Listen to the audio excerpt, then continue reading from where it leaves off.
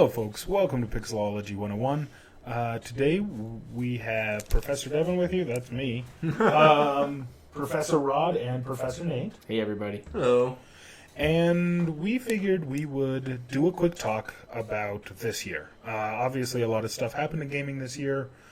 Some good stuff, but a lot of bad stuff. And that's actually why we're here right now. We're going to do a two-part discussion, or we plan on doing a two-part discussion on like the good of the year, the stuff we're looking forward to, and then there's this discussion, the stuff that happened in the year 2015 in gaming that was disappointing, disgusting, bad, just the worst of this year. So we will be going around, and we'll be starting with everyone's number 5 and working our way up the list. So, Professor Rod, as we enter through this doorway, why don't you tell us the fifth worst thing, or the fifth most disappointing thing from this year for you? Fifth most disappointing thing, the heavy loss of RPG elements to Fallout 4. I was pretty disappointed when they cut down on skills. They removed skills completely. It's all based on a perk chart, which is really neat, but overall, most of those perks are pretty useless in a way, and it just is more of an action sense. You know what? To be honest, I actually absolutely hated that myself. I'm not as far in Fallout 4 as either of you are. I think you guys are both quite a several levels above me. But every single thing I do in Fallout really feels like an action game. Moment-to-moment gameplay is awful. Great, that's awesome. The moment-to-moment gameplay is fun. It's a blast. But like the dialogue options, passing skill checks, none of that stuff feels like an RPG anymore. And that was what made Fallout 3 really unique. Like, I liked that post-apocalyptic feel. I actually don't find it all that disappointing. I actually really like the perk system. Well, the way the perks are done is nice, but the dialogue trees got cut down, stats don't seem to matter that much. Because you can keep on leveling up forever, so your initial stats don't matter for squat. Like, it is very much a different experience than what's happened in Fallout 3.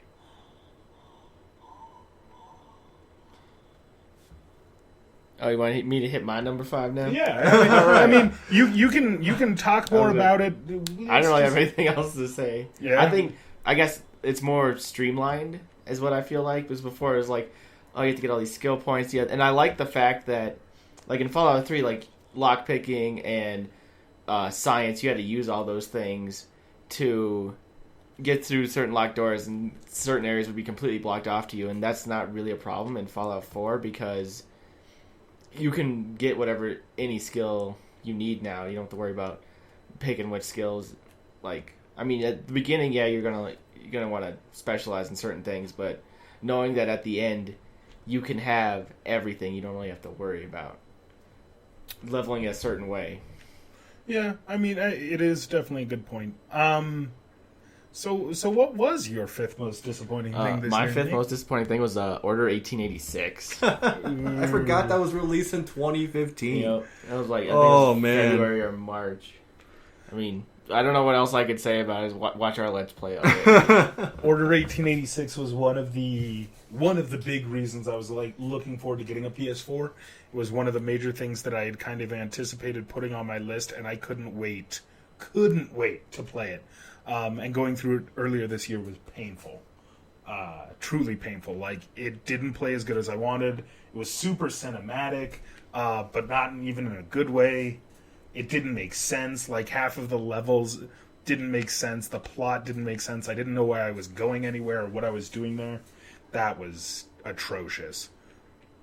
The thing that got it for me, like, I saw the trailer for it right around when the PlayStation 4 first came out. And I was really excited. I was like, oh, this could be almost like a Gears of War for PlayStation. You know, I thought it was maybe going to be like a 4-player co-op shooter and you're going to be fighting, like, werewolves and stuff like that. But when playing the game, like, you hardly ever fight werewolves or anything like that. And it's single player. And there's so many cutscenes that are unskippable. And it's just bombards you with story. And there's hardly any gameplay whatsoever to speak of. The premise of the game itself is pretty neat, but the execution was just made very, very wrong. It was focused too much on story, and the gameplay was pretty mediocre at best. I think at the end of our Let's Play, we actually went through it and kind of spitballed a hypothetical, like, better story for it. Like, I thought our story went pretty well. Not to toot our own horns or anything. But no, everything about that game. The gameplay was boring and uninspired. There were a couple of really cool weapons, but the plot didn't make much sense. There were scenes that were put in there for no good reason. It was just... Yeah, it was one of the most disappointing things of 2015. All right. Well, what about you, Devin? What is your number 5 for disappointments? I expect a lot, maybe too much, from Nintendo. Oh. They are an amazing company, and they do a lot of good stuff. Even in their off years, they still can consistently make a good and interesting game. And I absolutely love playing good Nintendo games. They're awesome. This was a really off year for Nintendo, and it's been the past couple years have been really off. But this year had Splatoon and Smash Brothers DLC. Yeah, the DLCs. Yeah, their E3 was atrocious. They didn't show off a ton of really good games, and the few that they did show off just got pushed into 2016. Zelda and Star Fox are both gone from this year. And the rest of the games they let out this year were just kind of like, oh, Animal Crossing Happy Home Designer and Amiibo Festival.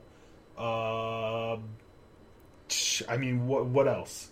It feels like they kind of gave up on their Wii U as a console. Mario Tennis Ultra Smash, like, the Wii U doesn't feel like it has anything done for it anymore.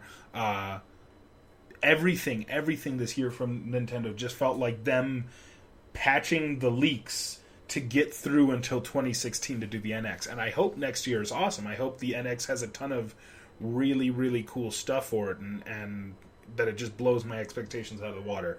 But it was disappointing to see a company that at least usually puts out like 3 or 4 really great games in a year to just put out nothing.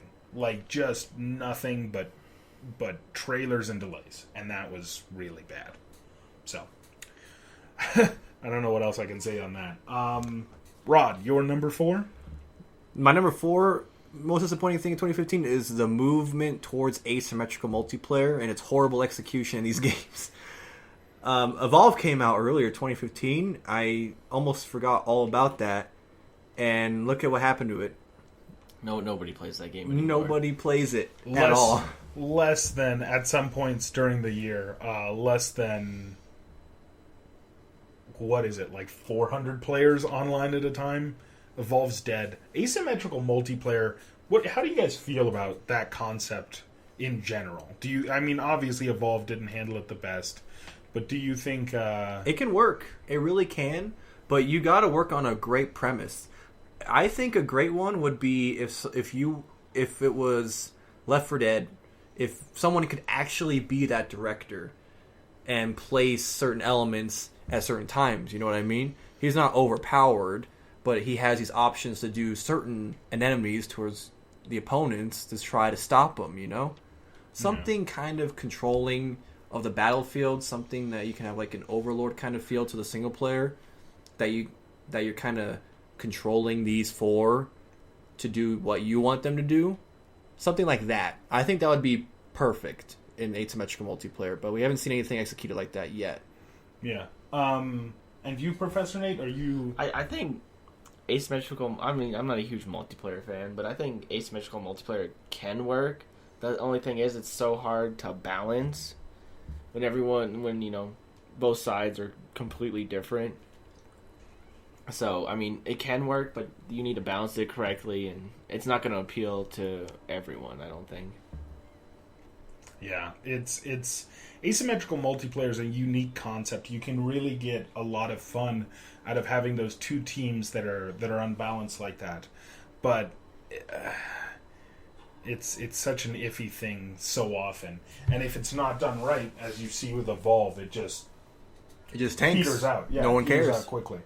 I mean, the fact that Evolve's asymmetrical, I don't think is its biggest problem, though. It definitely has other problems to go along with it. Yeah, but it kind of hyped itself on that whole asymmetrical part. Yeah, 5v1.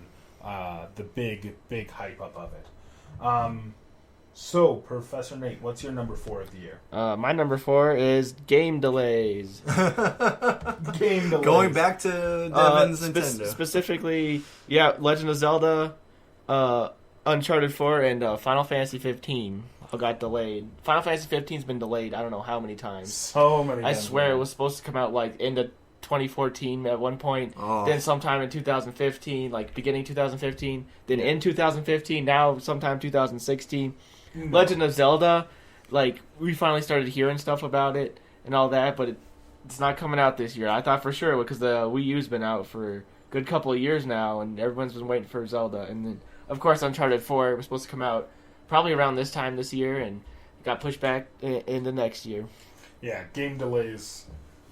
Especially big releases like that. Yeah, they've been bad lately. But I don't know if that's a quality of the publishers or the developers, because most of these game companies are run by publishers that want to make a profit, so of course they're going to try to churn out games as fast as they can, as cost efficient as they can. But now there's more and more of a trend of people, especially after I think Unity really made a push towards these games. They need to be polished before they're released. Yeah, Unity last year was such an atrocious example. Like, it was truly so bad. I played that game and I couldn't stomach it. It was awful. I couldn't stand. I got halfway through it and then I stopped because I kept trying to jump off roofs and freezing on the ground, or I'd run into a building and nothing would work. And companies, they haven't learned their lesson yet. They're still trying to pump out yearly games, but it's really gotten to the point where it's like, why make it yearly? I accept that the game delays have to happen if you want a great game, but it does suck. But it's like a necessary evil. Still disappointing, but definitely a necessary evil. My number 4 for this year, again, like, not to rag on them so specifically, but I guess it's a specific subdivision. Legend of Zelda 2016. I get that they want to put a little bit more time into it and polish it up, but I was really looking forward to that. It had been so long since I played a good Legend of Zelda game. Wind Waker was the last one, and all we're going to get this year is Twilight Princess HD. Is that even this year? Twilight Princess HD? Yeah. I didn't even realize they were making an HD version of that. Yeah, no, they just, I think it is, yeah, that's next year. And Twilight Princess, It's definitely not my favorite. No, and they didn't even put a lot of work into it. At least with the Wind Waker HD, you can see that they put an effort, but they don't seem to have done anything with Twilight Princess HD. Like, they up-resed it a little bit, and then they kind of just put it out.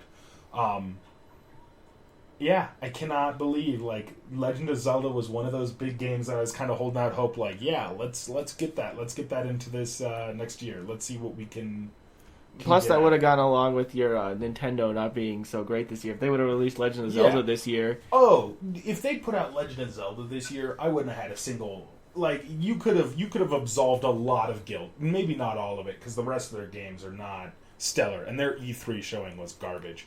But if they put out Zelda this year, I would have definitely... It would have redeemed him. Yeah, I would have definitely enjoyed it. But as it was just an uneventful year. I'm just really hoping they're not pushing it back for their to have a major seller for their newest console. Oh. I would be super pissed if they do that, because I bought a Wii U specifically to play the next Legend of Zelda game, because Zelda's my favorite series. Exactly. Same here. Recent Nintendo Direct that happened like less than a week ago, I want to say, as of time of recording, obviously.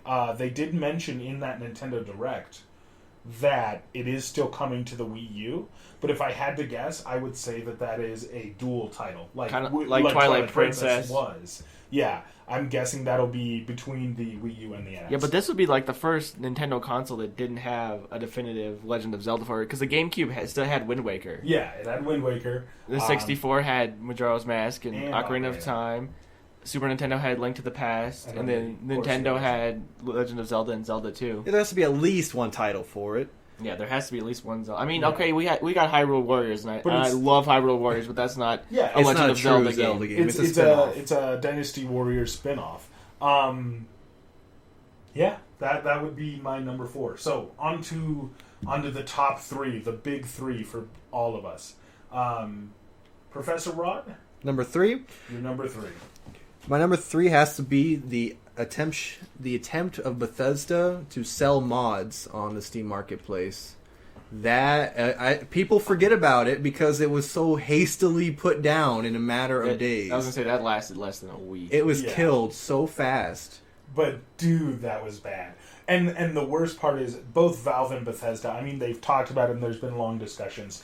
Valve and Bethesda have for a long time, apparently, according to what they said, been planning something to this effect. And I cannot believe that they think that was a good idea. Like, at any point, how did they think that was going to be smart? Like, it was just another profit margin for them to exploit, and people didn't want to. So they just mothballed that project as soon as they could.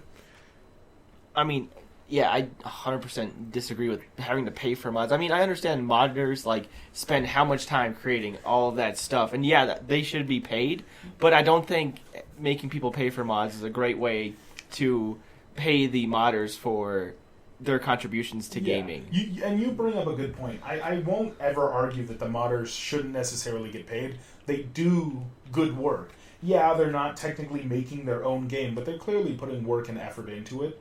And there's a lot of games out there that have patches made by the community that actually fix the game for games that developers have long since abandoned. But couldn't they have done it better? Like, I don't know what the profit margin sharing was, but I would imagine that... I heard it wasn't all that great. I heard it was like, because like the developer gets some, Valve gets some, and then the monitor gets the monitor was going to be like 30% of profit or something like that. It was ridiculous. Yeah, and if they're doing all the work, shouldn't we reward them for doing the work? Yeah. That was just not... You can't. You shouldn't just attach paywalls behind passion projects. Yeah. These people, if they want money, they'll ask for it. They'll ask for like donations. They're not going to just force you to pay. Or they could like set up like a Patreon or something like a donate button on their website or anything. Something. Exactly. I'm not saying they shouldn't get paid. It should be in the right hands how it's handled. That's all it is. And you shouldn't give it to big companies like Bethesda or Valve. They shouldn't be the ones in charge.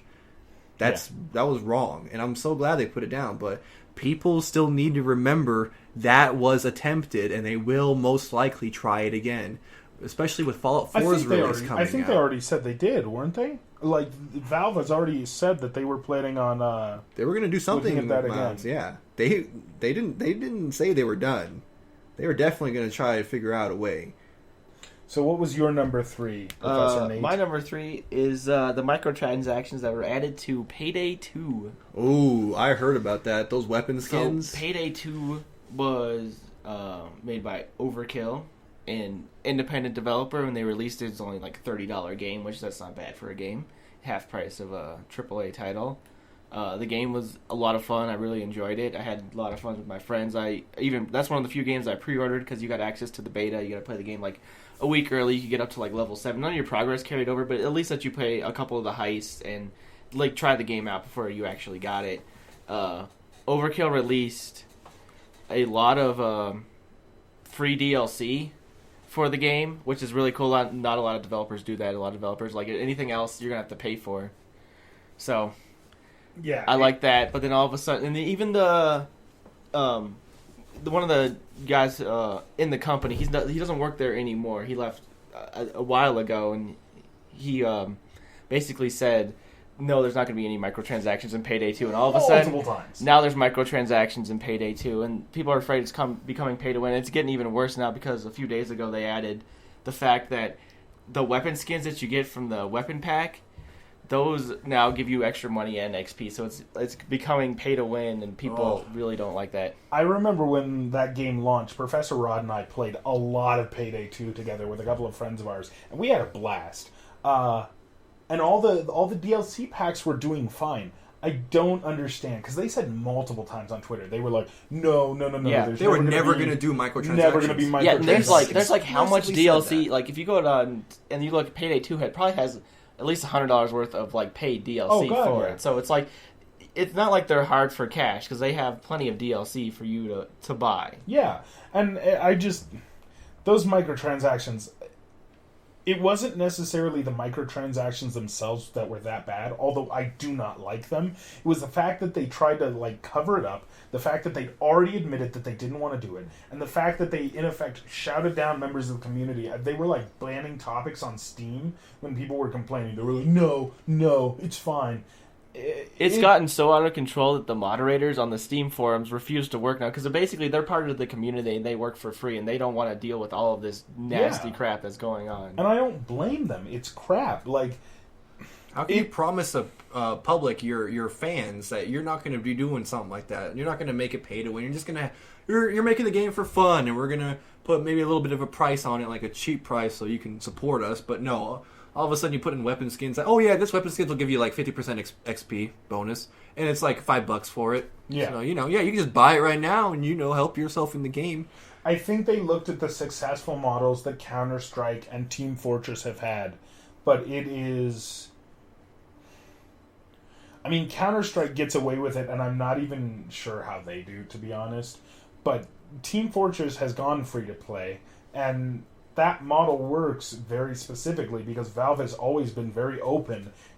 One of the good regards of Valve has been that they've always been open about being like, yeah, we're going to add this and this. They don't always do it in the best way, but they always try and take care of it.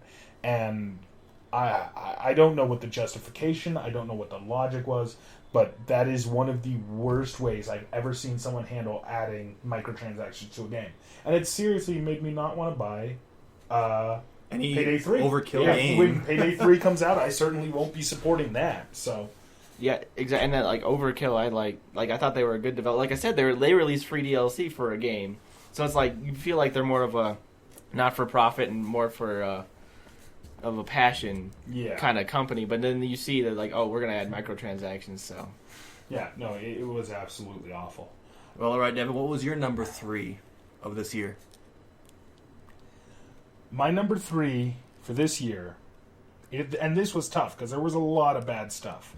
But for most disappointing for me, at least, was Halo 5. My number 3 disappointment. I'm obviously a huge fan of the Halo series. I've talked about it many times on all of our shows. I love the games. I think they're awesome. Halo 4 was pretty much everything I hated. And Halo 5, although it has gotten a little bit better from the fiasco that Halo 4 was, it didn't have any of the soul of the previous Halos. It had a story that was average at best. It wasn't very entertaining. The multiplayer didn't feel as good. I know you guys both have complaints about the Warzone mode. Only 3 maps at launch, and I get that they're doing free DLC or whatever it is. But everything about Halo 5 didn't feel like Halo anymore. The worst part about Halo 5 is what I think I mentioned in another video, is the fact that the Halo series, the first 3 were all different overarching stories that all connected in the end. Halo 4, 5, and 6 is just one story that they stretched into 3 different games. It's just like Lord of the Rings and then The Hobbit. You had 3 different book stories, all overarching story. Then you have this Hobbit, they just stretched it to 3 different movies. You know what I mean? The story... Yeah. There's in the story wise, you're in the middle of this story, so there's going to be no climax. There's going to be no twists. There's going to be nothing like that. And yeah, that's the gall of them too. Is they ended on a cliffhanger, like they ended Halo 2, when everybody wanted Halo 3. Nobody really. I haven't talked to a single person, and I've talked to a lot of people about this. I haven't talked to a single person who's been like, "Oh God, you know what I'm looking forward to? Halo 6." Nobody. It was not nearly a good enough story to tell. And they didn't piece it together in a convincing way. I'm sure there are some other Halo fans out there who are really excited for Halo 6. And you know what? Good for them. But it is... After I got Halo 5, I just have no desire to play Halo 6. I mean, I'll still probably play Halo 6. But yeah, Halo 5 was definitely disappointing. The story was very, very short. And that's... So, like, usually I'll play Halo games, like, a lot of times for the single player. Yeah, the multiplayer can be fun, but I like the single player. And every other Halo game, the single player has been really good, or at least decent, and it's been, like, a decent length, and you can co-op it with a buddy. But Halo 5, like, the story wasn't all that great. You fight, like, one boss, like, 5 different times, which, like, really, like, it sucks because it just becomes like repetitive. You're just like, why am I fighting the same guy? Why can't I fight something new or something more interesting? And there weren't a whole lot of new weapons or enemy types in this game. I think there's one new covenant, like the kind of like it's almost like a jackal, but it's a little different. And then for the Prometheans, they have like the soldier, which is not all that exciting. Prometheans are the stupidest design anyway. Like, after the Flood and the Covenant both felt good because they were massively different. You had to approach a fight with the Flood entirely different how you approach the Covenant.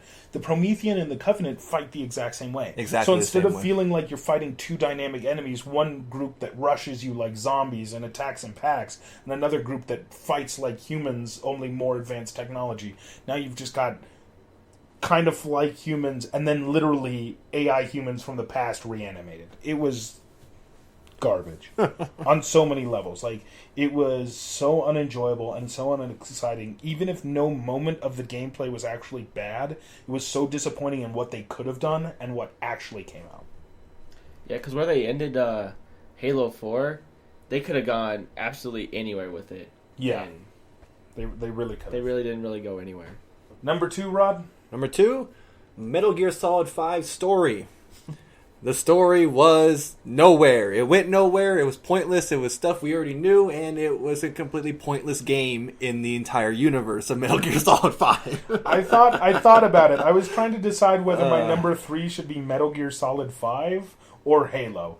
And ultimately, Metal Gear Solid 5 was disappointing, but not in the same way that like Halo was. Metal Gear Solid 5's story felt lazy, but the gameplay at least felt like something new for the series, and they were trying something different. Yeah. So I gave them credit there. Halo, not only did it not feel new story-wise, but it didn't feel new plot-wise.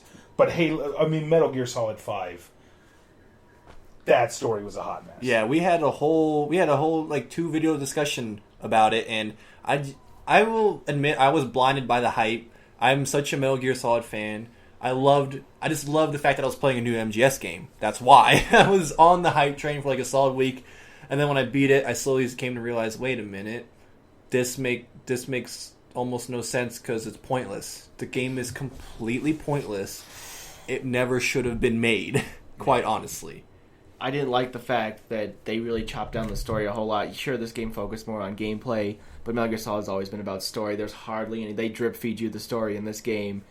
The characters don't feel like how Miller doesn't feel like how he is. Revolver Ocelot feels like a completely different character. A wussy. like in Metal Gear Solid 3, Revolver Ocelot, you're like, okay, I can see how this guy becomes Revolver Ocelot. In this one, I was like, this guy does not remind me of the Revolver Ocelot from 3. He does not remind me of the Revolver Ocelot from the later games. Yeah, no. The cat, they put Kiefer Sutherland in to voice Snake. He hardly ever says anything. Most of the story comes through like those little audio tapes, which I don't want to sit there all through cassette tapes and listen to. The story at the end of the day, the twist just makes it completely 100% pointless. There was no like new interesting characters added. You had Skullface, which is the most boring villain in the Metal Gear Solid franchise ever. There are absolutely no boss fights, which boss fights are some of the biggest. Like, you remember the first time you fought Psycho Mantis? Oh my That's God. a memorable boss fight. Guess what? There's no boss fights in Metal Gear Solid 5. There's one. They do it twice. The game doesn't end. The ending was never finished, so it doesn't end. So it feels like the story goes absolutely nowhere. I'm so disappointed in Metal Gear Solid 5 because Metal Gear Solid is one of my favorite franchises. It's up there with Legend of Zelda. Those are like 1 and 2, and they interchange daily. But God damn it, like this one just pissed me off. This is funny because heaven. Devin has Halo Reach, and now Nate has Metal Gear Solid 5. No, and I knew Metal Gear was coming up, which is really the big reason I didn't put it on my list. Like, that was so disappointing. The story sucked so bad. And the weirdest part is, and I've said this time and time again, I said it in our discussions, you can tell that there was clearly like more of a story there. They had large piece of dialogue that Kiefer Sutherland recorded as Snake, but they're all hidden in cassette tapes in the menu, in a sub-menu. And it's like, there's so many pieces that could have been clearly cutscenes. There's so many things that could have been done that just didn't get done. And it is stunning, the level of incompetence in that story. I blame not Kojima, sorry. I blame Konami. I truly blame Konami because they were the ones, they were cutting ties with Kojima at the end of this game. So I can obviously see that they were trying to be like just total control over the project. So of course they were like, you know what was the biggest problem at Metal Gear Solid 4? All those cutscenes. We want you to cut all that. Cut all that away. Just make it all gameplay. It's insane. Something like that. I don't know who's at fault, but it doesn't even matter who's at fault. The end result is you let this game stumble out of the gate. Like, you just made it so below average story-wise that it doesn't matter how good the gameplay is. You'll never redeem that ruin. I digress. All right, so Nate, you're number 2. My number 2 is PT Cancellation. Oh. Konami released PT, was that earlier this year? It was earlier this year. It could have been last year. I think it was this year. They released the PT demo, playable teaser for the new Silent Hills game, which everyone I know was excited for. I have friends that don't even like Silent Hill, and they're like, okay, I kind of want to play this game. This looks really, really cool. This could... because they played PT or they saw other people play PT, they're like, this is scary, this is interesting, I want to see more of this. And what does Konami do? They're like, nope, we're not doing that anymore. And, you had Kojima at the helm. Kojima made Metal Gear Solid. Metal Gear Solid, great series, like I said, except for the 5th one, because he has interesting... He puts all these weird things. He has this weird sense of humor, and he has, all these ideas in his head, and he can put them in a game in a unique way that nobody else can, and putting that in a Silent Hill universe that's already so psychological, this was going to be amazing. The demo was just the perfect showcase for it. Yeah, and then all of a sudden they're like, nope, it's just not going to happen. Don't even think about it. And then Konami's like, oh, but we're still going to make Silent Hill games. Nobody gives a good goddamn anymore, because the last couple of Silent Hill games haven't been all that great. This was a chance for Silent Hill to finally become an interesting series again, for people to finally like it again and be scared again. But now they're just, nope, not even going to happen. You, Devin, any thoughts? Nate, you've stolen my number 1 disappointment of the year. Actually, he stole mine too. Yeah. That was my number 1. Very, very, very few things have instilled a feeling of fear in me since the age of 14. And PT was one of the few things that caught me off my guard. Silent Hills could have been amazing. AAA horror has died a slow, agonizing death ever since the release of Metal Gear Solid 4. It has died by degrees, and there was no hope. I mean, indie horror had some good stuff. Amnesia, The Dark Descent, Outlast, Soma. Don't say Soma. Too late. No. He retracts that statement. I don't know that I can honestly call Soma a good horror game. It is not a good horror game. Amnesia, no. Outlast, you had all of these good games coming out that really captured a horror feel. But the problem that they all had, or the most common one between the 3 that I just mentioned, 2, since we're not counting Soma, is the fact that they were first-person games with no combat, and they were only running and hiding. Now, they don't need combat to make a good survival horror game. In fact, you really shouldn't have combat. But they didn't have intricate puzzles to the same level that the old Resident Evils and Silent Hills had, and they didn't have the production value. Outlast was amazing. It was beautiful at what it did, and so was Amnesia. But at the end of the day, they were both first person and designed in a very specific way. I mean, yeah.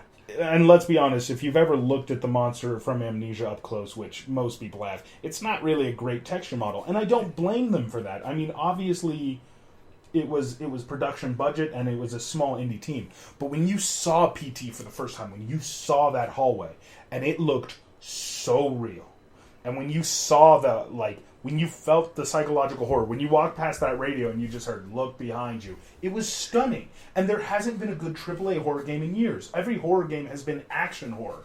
Dead Space, action horror. Resident Evil, action horror. It's all... There's no survival. There's no ammo conservation. There's no careful nature to it. That element's been lost in gaming, and to have that opportunity of Silent Hills was something I was looking forward to. Truly the thing I was looking forward to the most. And the fact that it's gone is nothing less than... There's one horror game that I can think of that has all those things in it, and that is Alien Isolation. Which was one of the masterpiece horror game. One of the Yes, it is. highest praised horror games in the last couple of years. Most people absolutely loved it, and the few people who didn't usually said that it was because of the backtracking at the end.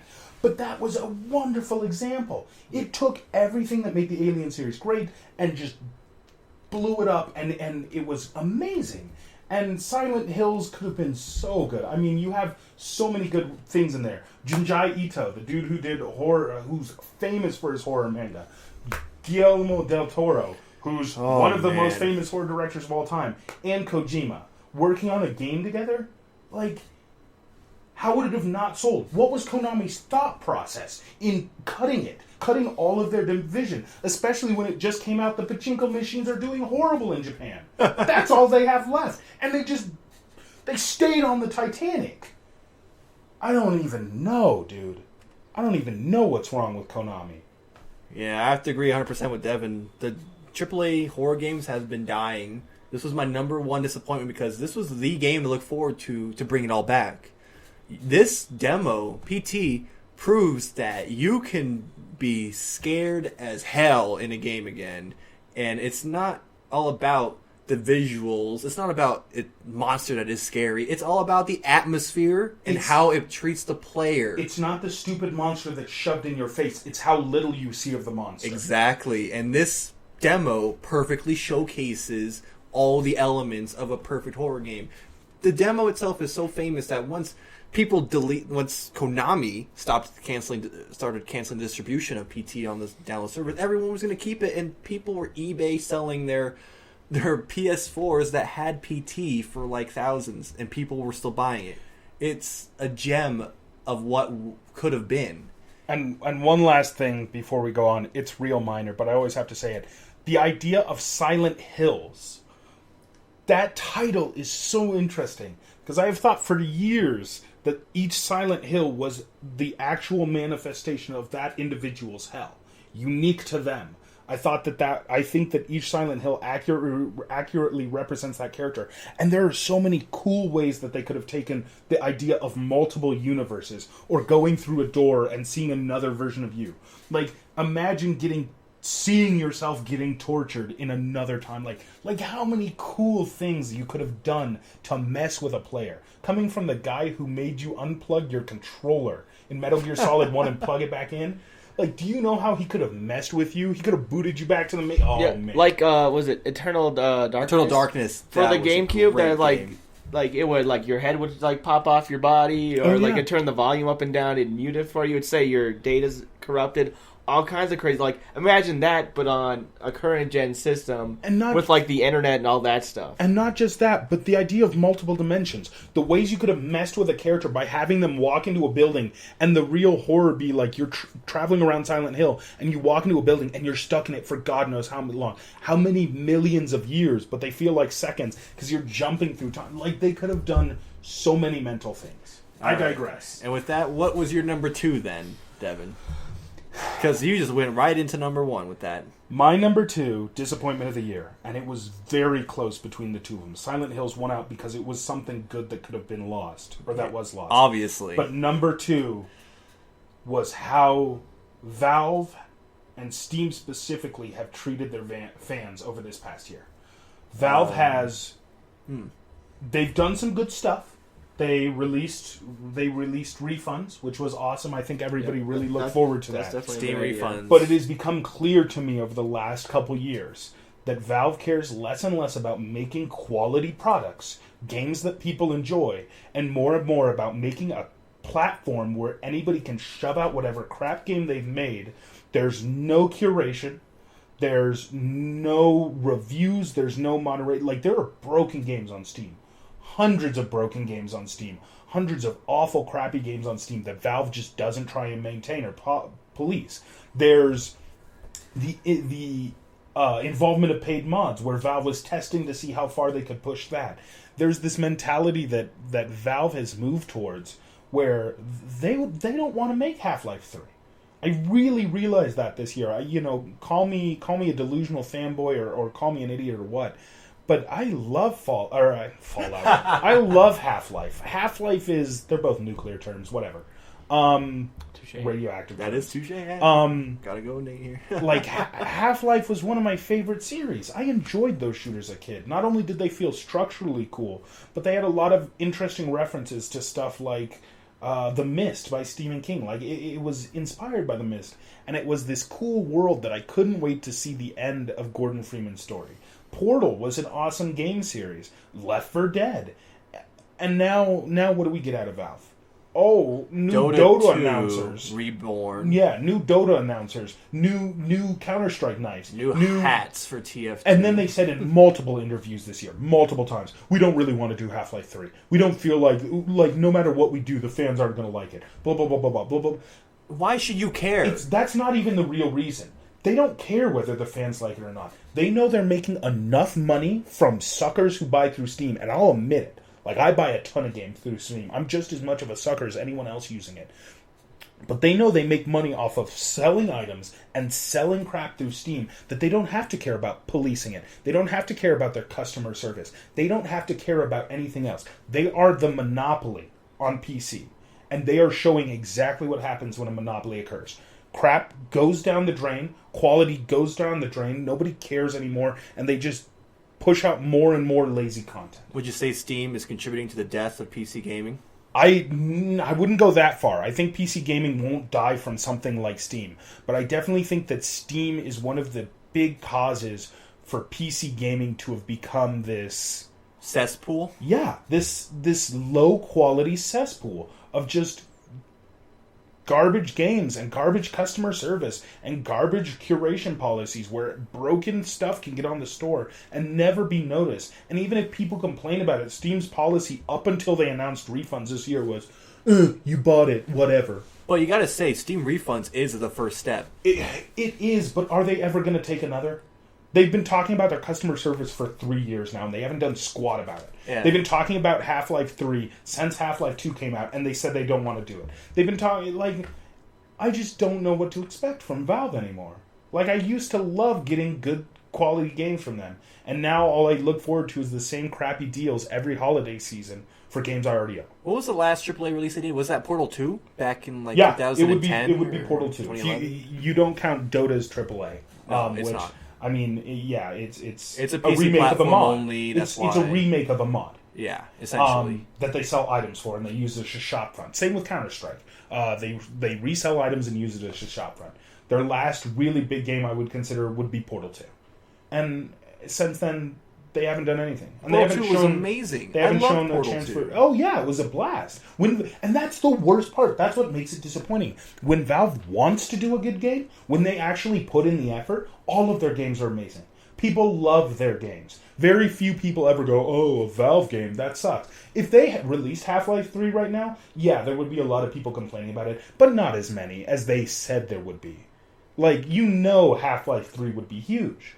The real reason they don't want to do Half-Life 3 is because they realize that being lazy and selling items is more profitable. And that's what we've got.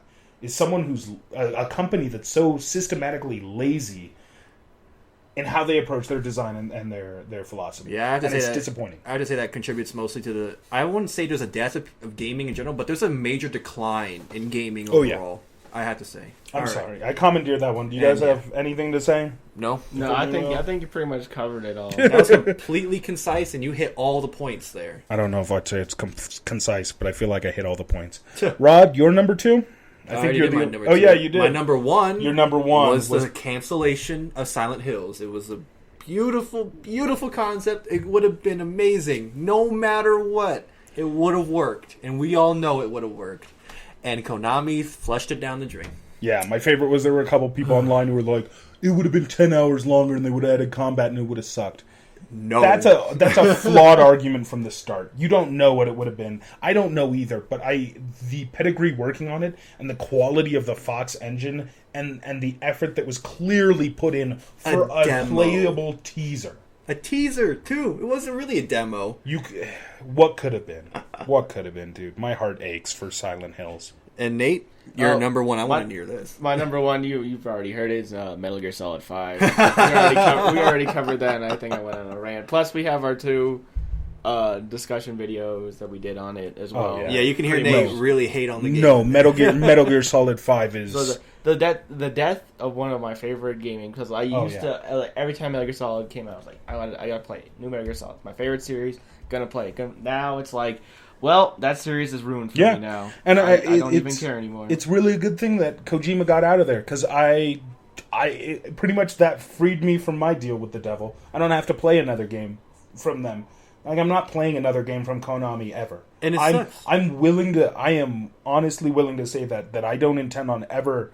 I don't care if they do another Castlevania, which is another series I love, and they're not doing anymore. Exactly. They have 3 major IPs. Yeah. Silent Hill, Metal Gear, Castlevania. Pro Evolution Soccer, if you want to count who cares? it. I'm sorry. I'm sorry, Nobody audience. not American. We are Americans. So. But yeah, it was just truly Konami really kicked fans in the balls this year, and they didn't care. It was clear that they didn't care. And repeating again, your number 1 cancellation was Silent Hill. Silent Hills, number 1 disappointment of the year.